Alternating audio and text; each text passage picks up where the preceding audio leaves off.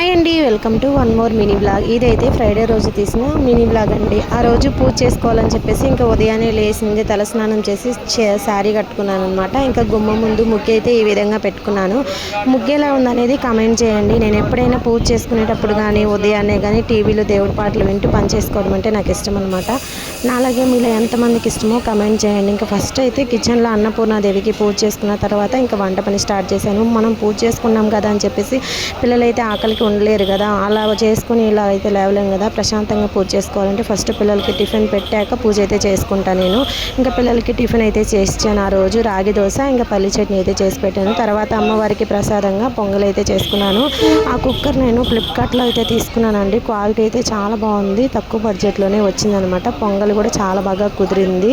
ఇంతేనండి, నా morning routine అయితే ఇలా గడిచింది. మీకు ఎలా అనిపించింది అనేది కమెంట్ చేయండి. వీడియో నచ్చితే లైక్ చేయండి, ఛానల్ని సబ్స్క్రైబ్ చేయండి.